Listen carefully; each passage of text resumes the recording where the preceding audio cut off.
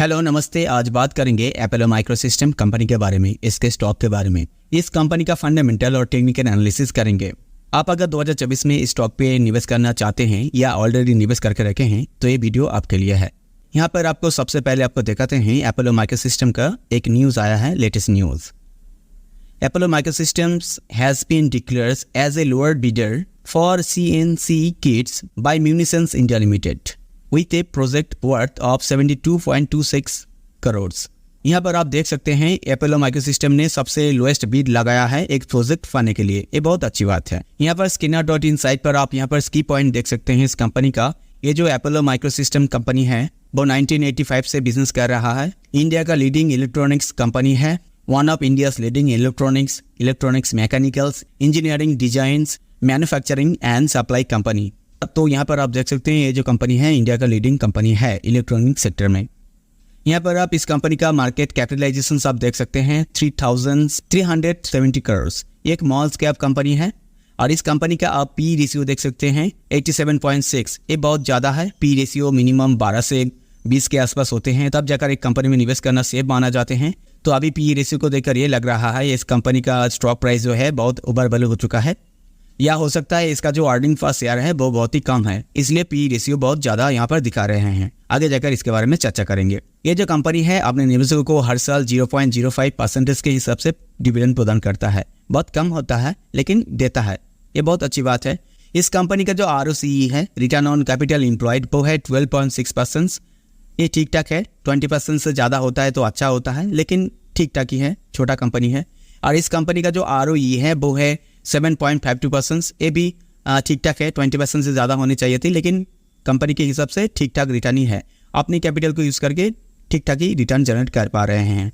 इस कंपनी का जो डेप्ट टू इक्विटी है वो है 0.41। ये बहुत अच्छी बात है। किसी कंपनी में डेप्ट टू इक्विटी अगर 1 से कम होता है, और भी अच्छा होता है अगर 0.5 से कम होता है, तो उस कंपनी को उस निवेश के लिए सेफ माना जाते हैं। यहाँ पर आप देख सकते हैं 0.41 है, 0.5 से कम, तो बहुत अच्छी बात है। इस कंपनी का डेप्ट बहुत ही कम है अपने एसेट से। और इस कंपनी का इंटरेस्ट कवरेज रेशियो जो है वो है 2.78। ये भी ठीक ठाक है, 3 के करीब है। किसी कंपनी का इंटरेस्ट कवरेज रेशियो अगर 3 से ज़्यादा होते हैं तो अच्छा माना जाते हैं, लेकिन यहाँ पर 3 के करीब है, बहुत अच्छी बात है। और इस कंपनी का जो करेंट रेशियो है वो है 1.98। ये भी ठीक ठाक है। करेंट रेशियो 2 से ज़्यादा होनी चाहिए, यहाँ पर करीब 2 है, लगभग ही 2 है। और इस कंपनी का क्वार्टर सेल्स आप देख सकते हैं 58.1%, बहुत ही ज़्यादा है सेल्स। पिछले क्वार्टर से बहुत अच्छा खासा सेल्स इंक्रीज हुए हैं। इसका इस साल का पूरा सेल्स ग्रोथ आप देख सकते हैं पिछले साल से 35.5% इंक्रीज हुए हैं। सेल्स बहुत अच्छा खासा इंक्रीज हो रहा है। और इस कंपनी की जो प्रॉफिट ग्रोथ है इस क्वार्टर आप देख सकते हैं 376% इंक्रीज हुए हैं इस क्वार्टर पिछले क्वार्टर से, बहुत ही अच्छी बात है। और इस कंपनी का जो इस साल का पूरा प्रॉफिट ग्रोथ है वो आप देख सकते हैं 78.3% से, बहुत ही ज़्यादा है पिछले साल से। तो इस कंपनी का सेल्स आप देख सकते हैं, प्रॉफिट ग्रोथ आप देख सकते हैं, बहुत अच्छा है। और इस कंपनी का जो प्रोमोटर होल्डिंग्स है वो है 55.1% से, भी ठीक ठाक है।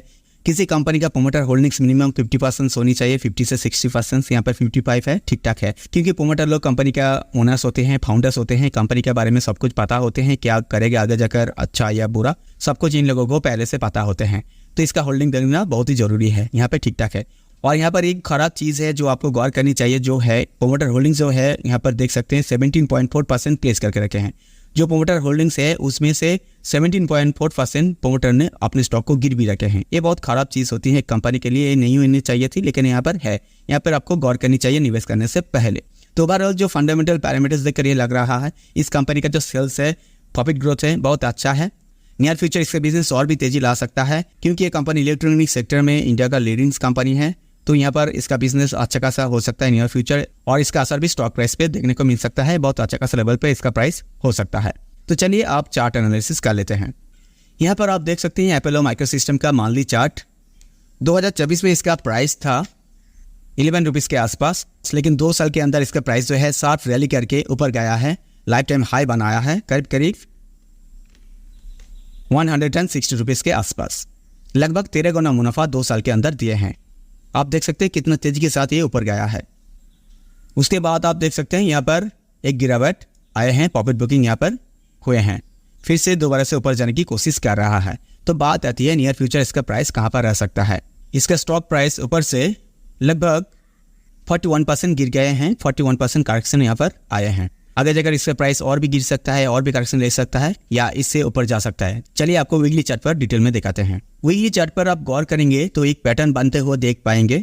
आपको दिखाते हैं इस हाई से अगर यहाँ से इस ट्रेंड चैनल को खींचे तो आप यहाँ पर देख सकते हैं, और इस लो से अगर यहाँ से इस लो से खींचे ट्रेंड चैनल को तो आप देख सकते हैं यहाँ पर एक फ्लैग पैटर्न बन रहा है। ठीक है, आप देख सकते हैं ऊपर गया, फिर यहाँ पे आके प्राइस ट्रेड कर रहा है।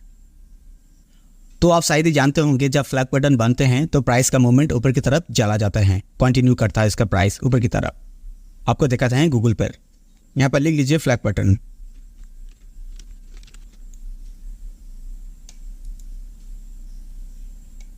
यहाँ पर आप देख सकते हैं फ्लैग पैटर्न बढ़ के एक ट्रेंड चैनल के अंदर वो प्राइस मूवमेंट करेगा, एक फिक्स रेंज के अंदर फिर से ब्रेकआउट करके ऊपर चला जाएगा। आप देख सकते हैं, ठीक है, यहाँ पर देख सकते हैं, यहाँ पर देख सकते हैं। तो ये जो प्राइस है इसका एपोलो माइक्रो सिस्टम का, वो ऊपर जाएगा। क्या हो सकता है नियर फ्यूचर इसका प्राइस जो है, और यहाँ से और भी नीचे आ सकता है, फिर से दोबारा से यहाँ पर जा सकता है, फिर से रिट्रेसमेंट लेकर करेक्शन लेकर इसको तोड़ कर ब्रेकआउट देकर ऊपर जा सकता है। फ्लैग पैटर्न प्राइस के मूवमेंट को कंटिन्यू कर देता है। तो बात रहती है इसका प्राइस और कितना नीचे आ सकता है। चलिए आपको फिबोनाची रिट्रेसमेंट के हिसाब से दिखाते हैं। 2023 के इस लो से अगर इस हाई तक, लाइफ टाइम हाई तक अगर सिलेक्ट करें फिबोनाची रिट्रेसमेंट को, तो आप देख सकते हैं यहाँ पर इसका प्राइस जो है 50% करेक्शन ले सकता है, जो होता है यहाँ तक 92 रुपीज़ के आसपास। ठीक है, अभी फिलहाल इसका प्राइस जो चल रहा है 110 रुपीज़ के करीब। आप अगर और सेफ चलना चाहते हैं तो आप वेट कर सकते हैं 61% करेक्शन तक, जो होता है इस लेवल पर 76 रुपीज़ के करीब। तो इसका प्राइस आगे जाकर ये कर सकता है, इस तरीके से पैटर्न बना सकते हैं। ये आ गया, ये हाई गया, ये लो गया, फिर से हाई गया ट्रेंड चैनल के ऊपर, फिर से इसका प्राइस जो है यहाँ पे आ सकता है, यहाँ से थोड़ा ऊपर की तरफ जा सकता है, नहीं तो यहाँ पर 61% करेक्शन लेकर फिर से दोबारा से यहाँ पर आ सकता है, यहाँ पे थोड़ा रिजेक्शन मिल सकता है, फिर से दोबारा से इसको तोड़कर ऊपर जा सकता है। इस तरीके से पैटर्न बना सकता है। लाइफ टाइम हाई को तोड़कर भी ऊपर जा सकता है, हायर हाई बना सकता है, जो फ्लैग पैटर्न नेचुरली बनाता है। तो इसका प्राइस जो करंट चल रहा है और भी नीचे आ सकता है 61% करेक्शन तक। तो आप अगर लॉन्ग टर्म निवेश करना चाहते हैं स्टॉक पर, तो आपको 61% करेक्शन तक आपको वही जरूर वेट करनी चाहिए, जो होता है 70 रुपीज़ के आसपास। इस लेवल पर आप अगर इन्वेस्टमेंट स्टार्ट करेंगे तो आपका जो इन्वेस्टमेंट रहेगा वो सेफ रहेगा, आप टेंशन फ्री रहेंगे। ठीक है, और ऊपर से यहाँ पर फ्लैग पैटर्न भी बनते हुए देख रहा है, तो इसका प्राइस जो है ऊपर की तरफ जरूर जा सकता है।